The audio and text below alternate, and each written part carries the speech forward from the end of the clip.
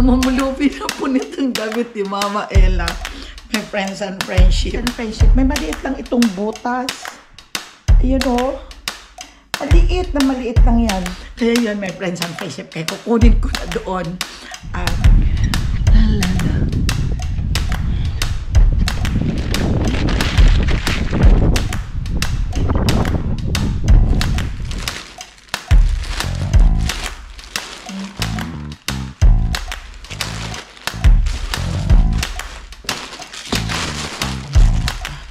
Ayan na, ang aking mga pinamili, my friends and friendship.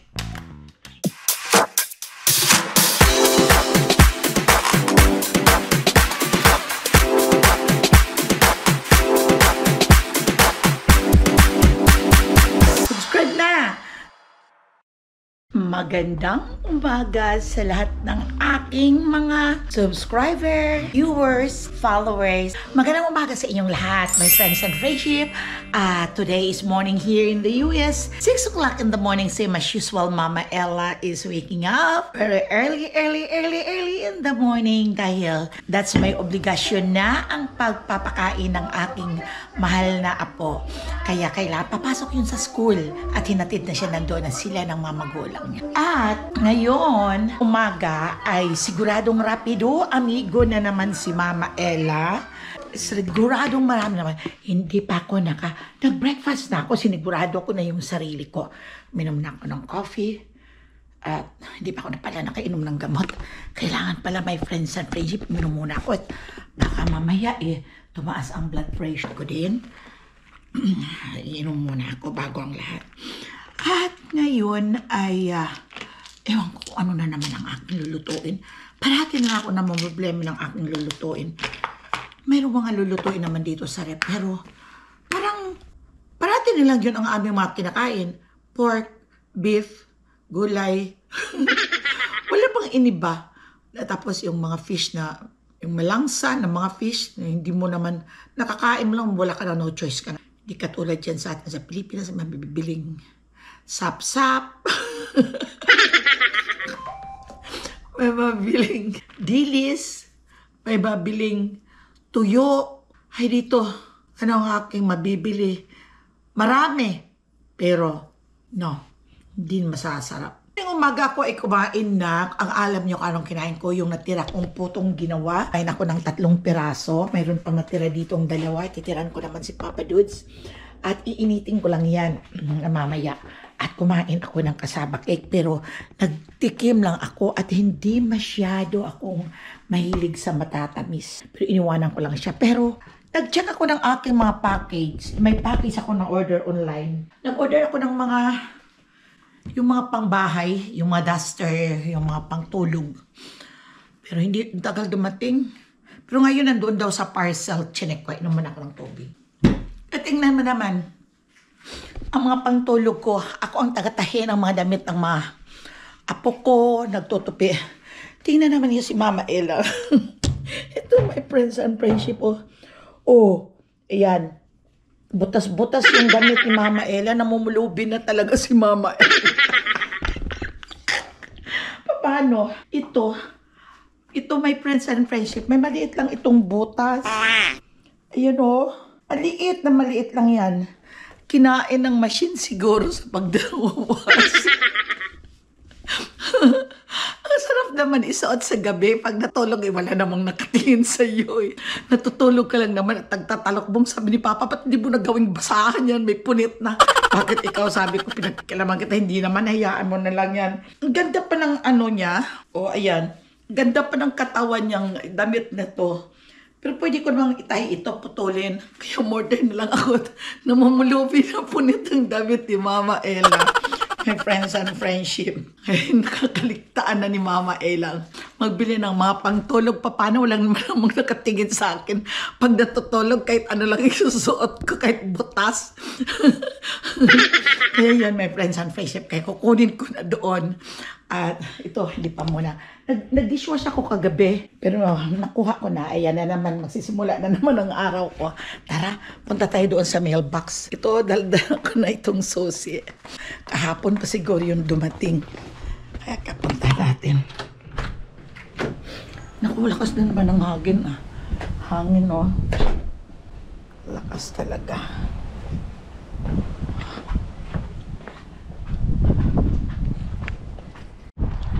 Yan, punta tayo doon sa mailbox. Doon pang mailbox namin, oh. May 1 mile ba itong mailbox namin? Kaong morning namin dito. Tingnan niyo si Mama Ellen. Nagpapasyal pa punit ang damit ko. Oh, ayan, oh. Oh. Wala namang tao. Tingnan, wala namang tao. Pati nga pa, diba? Hindi ko itatapon yung punit. Susuot ko lang sa gabi yun, eh. Oh my God. Kakatuwa. Hindi ko na napapansin kasi dinaw naman. Teka, lagay ko na itong ang lamig ng aking liig. Oh.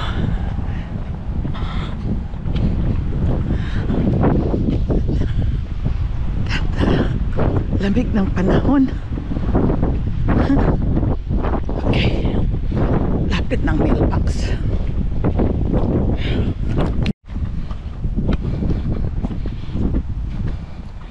Ito na yung mailbox. La.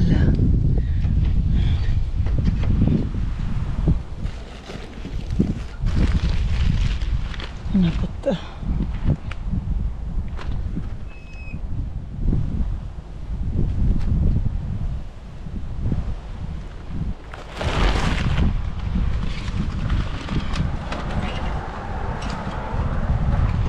Hi, good morning.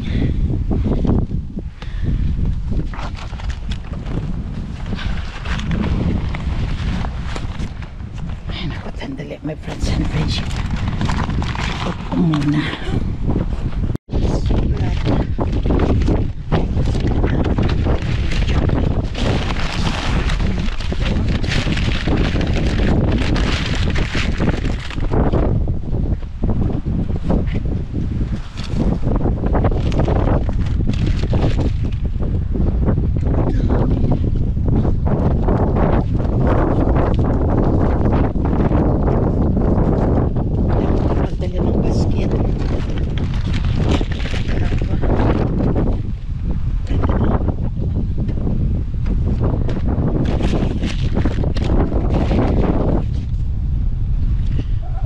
Kunin ko muna sa E.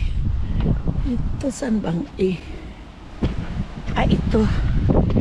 Dito din sa baba. Dito din sa baba. Kunin ko muna itong aking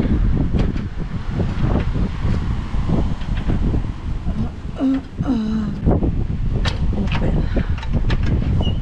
Ayan ako. At prescription. Ayan na.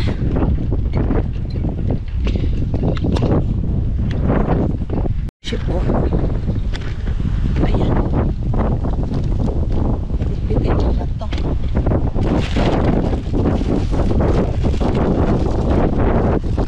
Muna itong aking camera. Mahirap magbitbit. Hindi ako nakapagdala ng mga lalagyan. Tignan niyo. Pabalik na tayo sa bahay. Lakas ng hangin. Mutolo ang sipon ko. Malamig na pa naman. Yung mga gamot kasi namin, ino-order lang namin, minimail lang sa amin dito sa bahay. Pag hindi yun cover ng Medicare, ay ino-order lang namin sa ordinaryong pharmacy. Tirik ang araw. 8:30 na. Nakakapagod.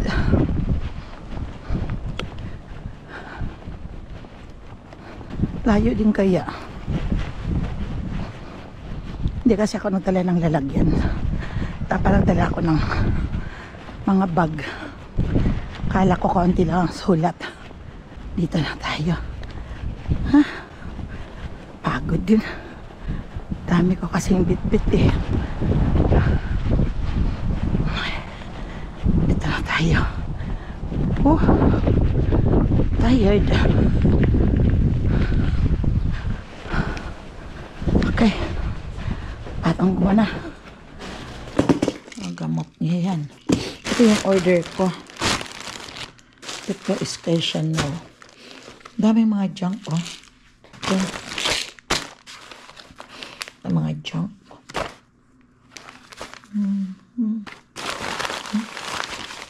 Ang tapon. Ito, dagdag pa ito dito sa garbage. Buksan natin yung aking in-order. Yung may nag-aayos ng fence namin, wala siya doon. Napapasok ko na nga eh. Bakit wala pa yung taong Meksikano? Wala siya. Ewan ko kung saan yun. Wala siya.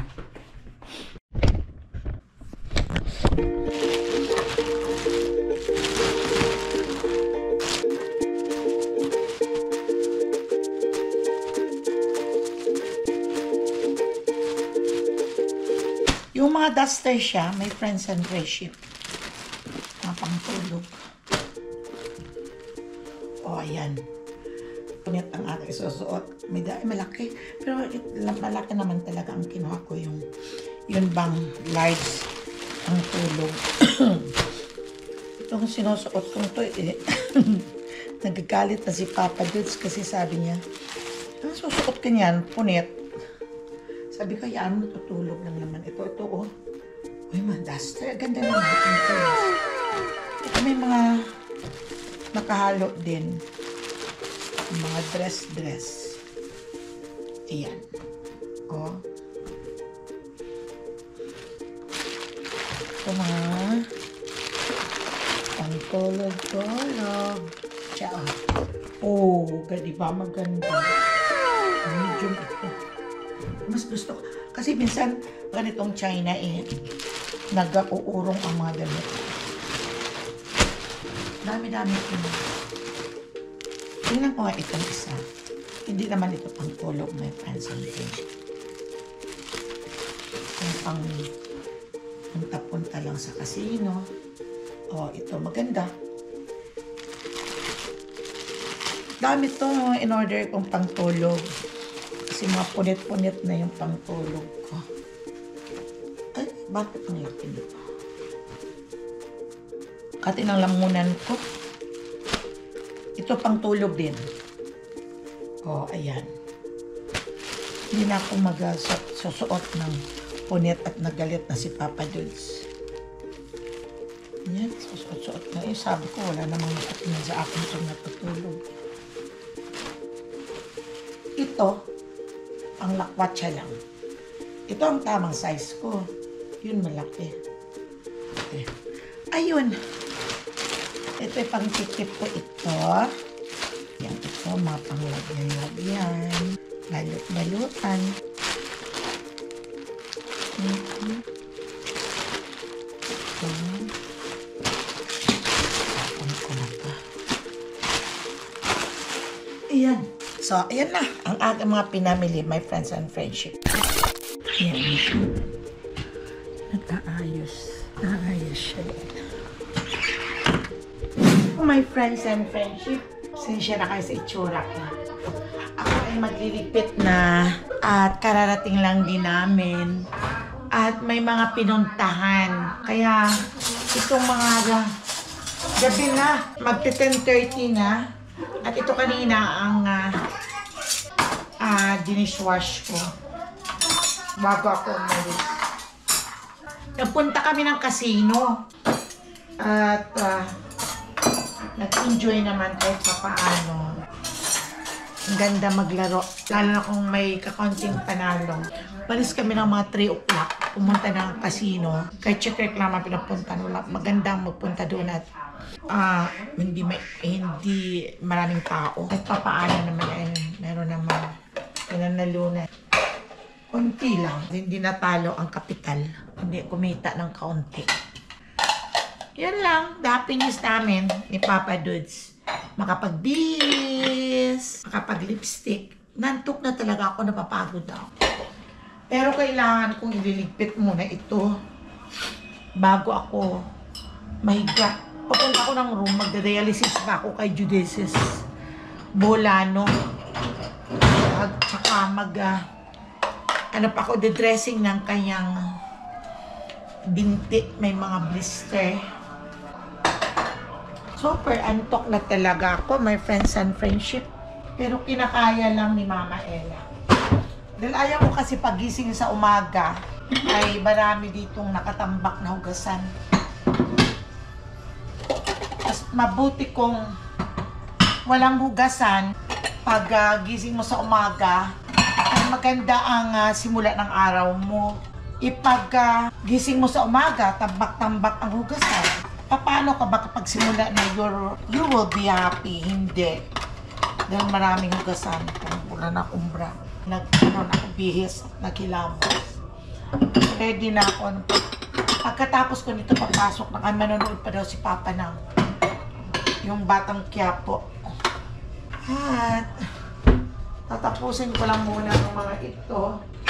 I-load ko lang. Hindi na ako nakaluto kanina. Labas-pasok ang karne na giniling dito sa ref. Pinalabas ko kaninang umaga. Sabi ko lulutuin ko, hindi ko niluto. Bumili lang kami sa kasino ng mga ulam. May mga points kami at pwedeng ibili ng ulam. Pumili ako ng pork ribs na luto kagad at saka yung sinigang nila masarap. Masarap ang sinigang nila doon. Kaya ganun, pagdating lang dito, is Zoe there. Kumain lang kami. Natutulog si Zoe. Bukas na umaga ay papasok si Zoe Friday. Half day lang sila. At ang maghahatid sa kanya bukas ay ang kapatid niyang si Mikel. Kasi may pasok ang mami niya at ang daddy niya. Bukas mag-babysit naman ako kay Cash. Ito. Nakapag-dishwash ako kanina. Yun ang nireload ko. Kaya ito na lang. Ay, hugasan ko na lang. Itong mga duster na nabili ko, sinuot ko. Yung duster kaninang dumating sa mga package. Mga duster, yan. Ito, si Papa nanonood ng Batang Quiapo. Linisan ko muna ito. Kailangan malinisan ko muna. At para pagising bukas ng umaga ay no problem na.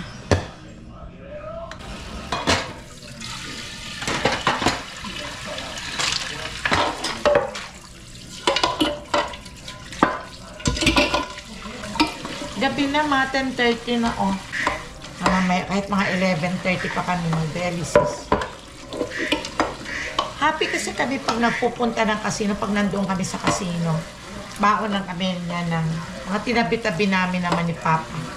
200.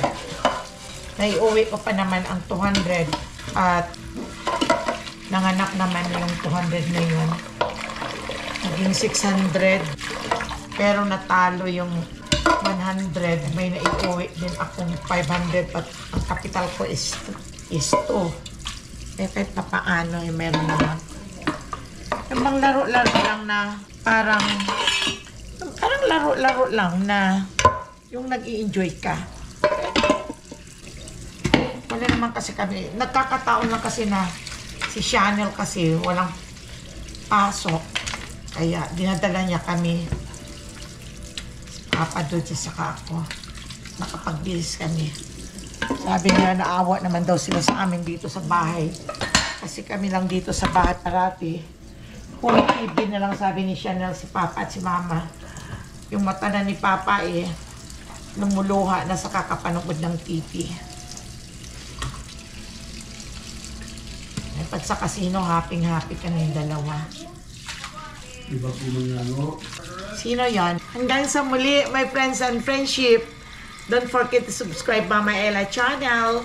At don't forget to like. Take care everyone. At ingat lang kayo. Shout out sa inyong lahat. At remember, I always love you, my friends and friendship. Bye-bye.